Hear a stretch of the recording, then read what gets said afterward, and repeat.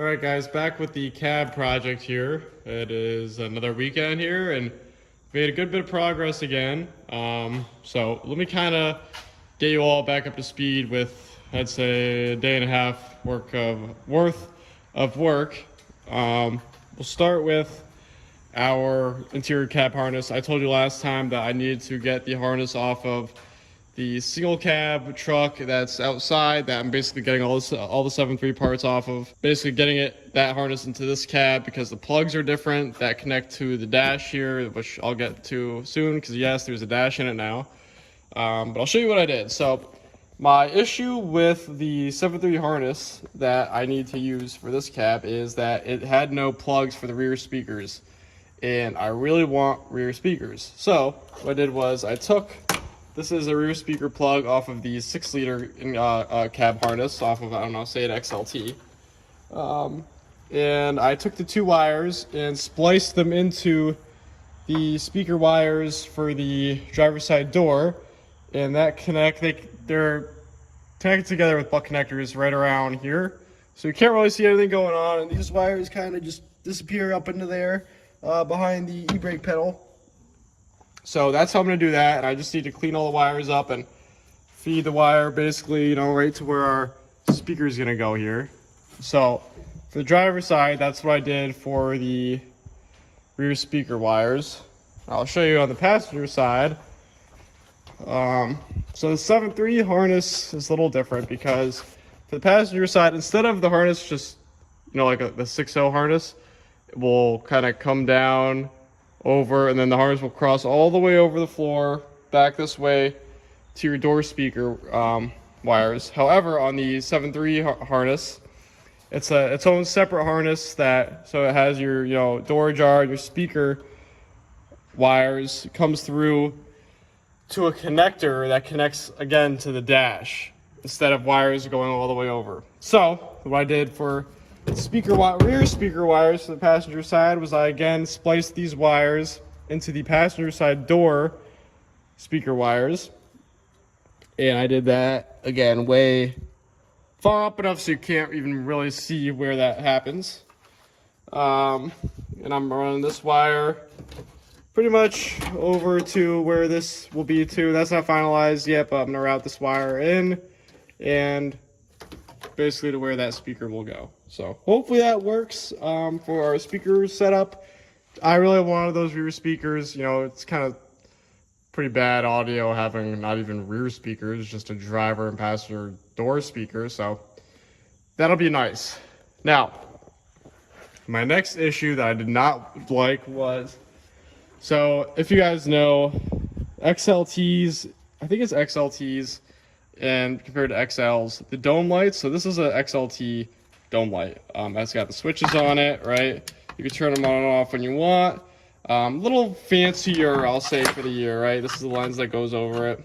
A little fancier for the year. The base models, it is just one little square light that also will not fit into this headliner because it's got a different cutout for the larger dome light. It's a very basic base model looking light, and it is a one wire light. So basically what I needed to do was, as you can see, this dome light that's the plug that goes into it, and it's a 3-wire. So come over here. Here is kind of what I'm making up here. So this is your rear third brake light, okay? And this is the 6-liter 3-pin plug that goes to the dome light. So what I did was I cut that plug off of the 6.0 harness. What you do is your blue and black is actually the wire that goes to the factory dome light in the 7.3. This is the one wire that goes to it, your blue and black. So basically you just cut that wire off, splice your blue and black from your 6.0 harness into that. Your black wire on this plug is just a ground, so find your ground off the third brake light because this also has a ground. You see the black wire? That will tie that into your 3-pin. And the last one is this green and yellow wire, which is not done yet, as you can see. So this wire is the same wire that actually goes to your factory 7.3 hood light wire. So obviously, not obviously, but that wire will also, let's see, where is it? You see that wire again right here, and it's going into the dash harness. So basically all I need to do is find that wire on this side of the harness. I'm gonna splice into it and run that to this connector, and we'll have, which should be a completed 3-pin connector going to that dome light. I know it seems ridiculous, it's a lot just to get a stupid dome light working, but I want this dome light to, to work, and I don't want to swap headliners and all that. Figure I could just make it work, while I'm at it. So if you have any further questions with that, just let me know. Really all you're doing is, these two plugs are right next to each other, your third brake light and your dome light. You're kind of just stealing wires from each other than this one green and yellow wire, which we're going to take out of the dash. So that's what you do with that. So I'll show you guys, aside from cab harness, what we did next. So next I got that plastic trim. I ended up going with the Ford trim. Still see I have the Ford OEM sticker on it. It's not fully in yet with the tabs. I gotta get new tabs. It's got really only 2 completely in.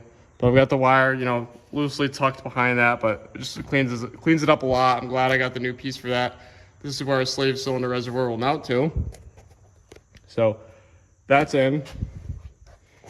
Got our vacuum pump back onto the vacuum pump bracket that I painted gloss black just because it was really rusty. It attaches with these little rubber pluggy things. Basically what you'll need to do, it's a really tight fit to get the plug back through the vacuum pump, is you just need to shove, so you'll be able to get this little knob through, and then get your needle nose pliers and just pull at it as hard as you can, and this little grommet will eventually work its way over and lock it into place like so. That's what I did with that. Next, I had to put our steering shaft in before we put the dash in, because that's really what I wanted to get to this weekend. And yes, this is super crusty. I just needed to quickly put it in before we get, that way we can just get the dash over with. I'm going to wire brush that off and paint it in just like this. It'll be easy to wrap this stuff up and just quickly spray a coat of black around that. So that's in. And part of that is, I'll show you. You also need to get your seal in. And of course, my seal, the last guy, this is the 7.3 seal, because for whatever reason, this cab came with like a, I don't know if it's I think it's a 07 shaft seal, which doesn't even fit into the 03 cab. So anyways, I had to use the one off the 7.3, which they had fed like battery cable through, which is why there's a hole poked in it. But I'm gonna close that up one way or the other, maybe using seam sealer or something like that. But you gotta push that seal in as well when you're doing your shaft. So after that, while the dash was out, needed to get our 7.3 heater core in, because like I said in the last video, the diameter of the lines going to the 6.0 heater core versus the 7.3 heater core are larger. So pulled the 7.3 heater core out of our parts cab outside. That was pretty simple with the dash out. I mean, you really just, it's this black cover here. You just pop these 7mm bolts out. There's like 6 or so of them. Pop the plastic cover off and pull the heater core out. Put the new one in. Reverse order of what I just said. So that wasn't too bad. So we'll move on to the dash install. So we did get the dash in, cleaned it up a good bit. It's really cool actually seeing the dashboard on this truck now. So basically the main highlight that I will tell you between, again, just converting the whole 6.0 style cab to a 7.3 style cab is, I'll show you. So behind the glove box here, let's pull this down. You'll see your HVAC controls here. This plug is different versus the 6.0 HVAC control plug. So you need to, this will be unplugged, right, as you see it. And you need to unplug this, which will go down to this connector, and there'll be a red wire, and a red, control piece for your HVAC. that harness needs to come out, and you just swap your 7.3 harness in, which will have this plug end on it, because the 6.0 harness does not have this plug end. So make sure you swap this over when you're changing a 03, you know, a 6.0 cab onto a 7.3. So that's a difference I was not expecting, of course. So just make sure you do that before you get your dash up there. So on this passenger side here of your dash, you'll have your plug going to the door. Guys, back to where we left off in the last clip. Little side note to that. That last clip ended last weekend because my phone ran out of storage yet again, and it's the new week and I'm finally recording on my new phone. Finally got the iPhone 16, so hopefully the video quality is a little better. It's probably the same, but I don't know, maybe it'll be a little better. But anyways, so you got your connectors coming off the dash that you'll need to connect in. This goes to your speakers, your door jar, that goes to your your door harness, and then you've got your fuel control. Well, the focus is definitely different on this camera.